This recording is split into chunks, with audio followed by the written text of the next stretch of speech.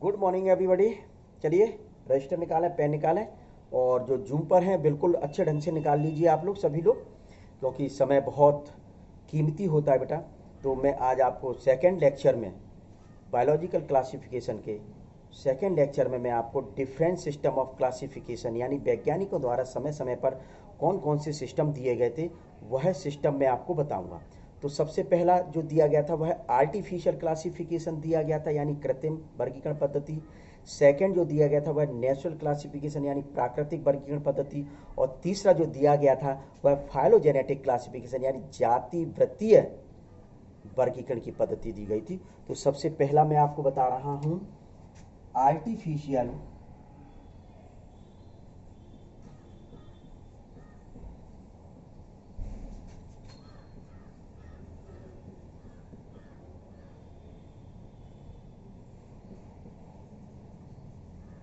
Classification.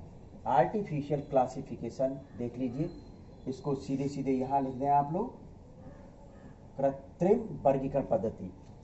These system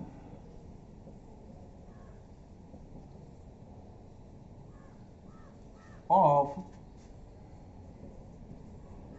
classification which are based on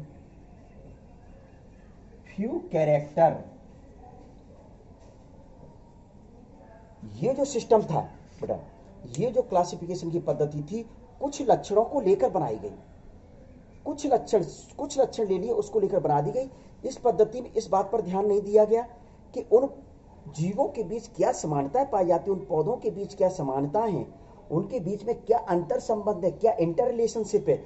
इस बात का ध्यान बिल्कुल भी नहीं दिया गया था इस पद्धति में।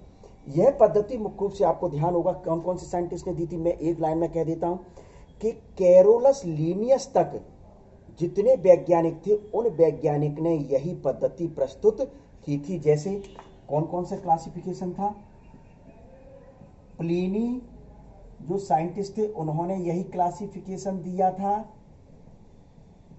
प्लिनी साइंटिस्ट ने यही क्लासिफिकेशन दिया था बेटा, क्लियर।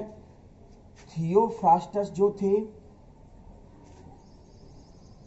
थियोफ्रास्टस, ध्यान आ गया कौन से साइंटिस्ट थे भाई, थियोफ्रास्टस फादर ऑफ बॉटनी ने यही क्लासिफिकेशन दिया था। दूसरा मतलब आपके जो जॉन रे जो थे, जॉन रे जो साइंटिस्ट थे उन्होंने भी यही क्लासिफिकेशन दिया था। क्या, और आपके अभी मैंने एक नाम तो लिया ही था, लीनियस, लीनियस ने भी यही क्लासिफिकेशन दिया था।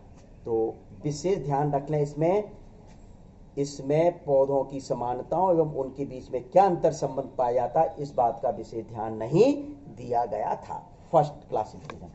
सेकंड क्लासिफिकेशन आता है, देख लीजिए, सिर्फ मैं इतना इतना मिटा दूंगा और पूरी की पूरी वही कंडीशन होगी और ये फ्यू कैरेक्टर यहां मिट लेगा, देख लीजिए। तो नेचुरल क्लासिफिकेशन यानी प्राकृतिक, वही बोल दो, कोई जरूरत नहीं है जो आप बार बार मिटाने। The system of classification which are based on, क्या, which are based on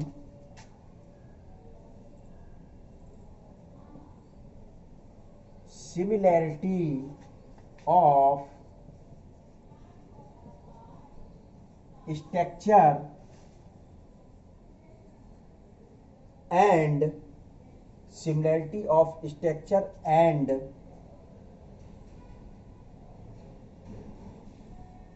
affinity, natural affinity, पूरा लिखें, नेचुरल एफिनिटी, बिल्कुल क्लियर।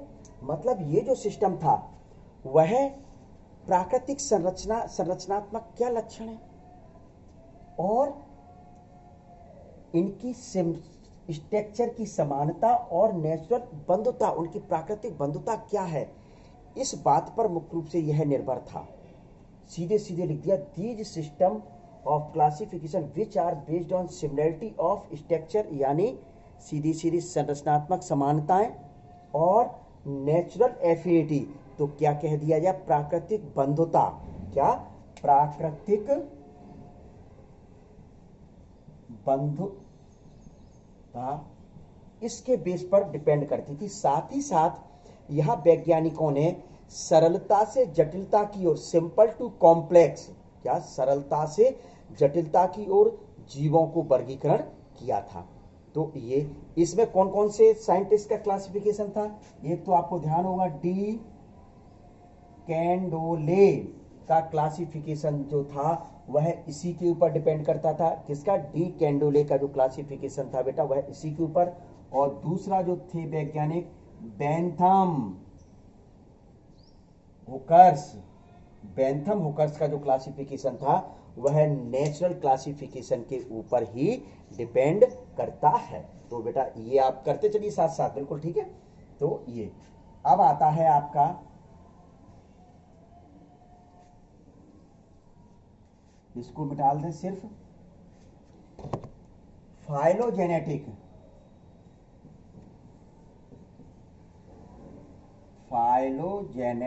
क्लासिफिकेशन।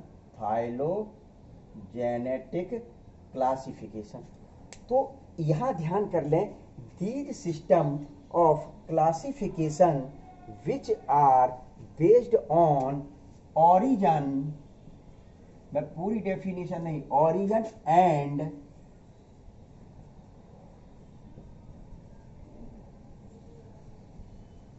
इवोल्यूशनरी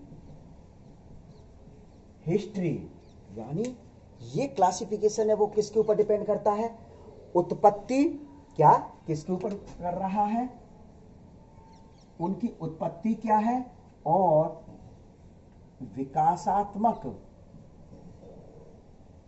विकासात्मक इतिहास क्या है, इसके ऊपर डिपेंड करता है कौन सा, फाइलोजेनेटिक क्लासिफिकेशन। विशेष तौर पे अंडरलाइन कर लें, यह क्लासिफिकेशन बिना संयोजी कणियों और जीवाश्म के संभव नहीं है।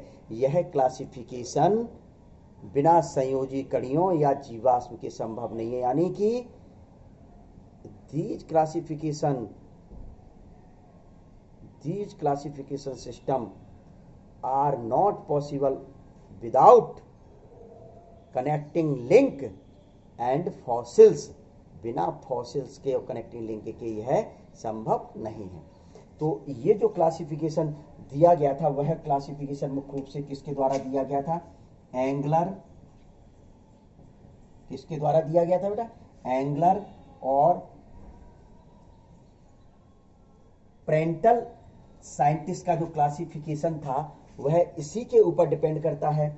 और दूसरा जो क्लासिफिकेशन था हचिंसन, किसका, हचिंसन का जो क्लासिफिकेशन था वह इसी के ऊपर डिपेंड करता है। तो बेटा ये तीन पद्धतियां थी, तीन सिस्टम थे, तीन डिफरेंट सिस्टम ऑफ क्लासिफिकेशन आपको बताए गए। तो आपको ये मतलब बिल्कुल अच्छे ढंग से तैयार कर ले, ठीक है बेटा। तो बिल्कुल, तो अब आपको ये सेकंड लेक्चर था। जो थर्ड लेक्चर आएगा उस थर्ड लेक्चर में मैं आपको टू किंगडम क्लासिफिकेशन बताऊंगा।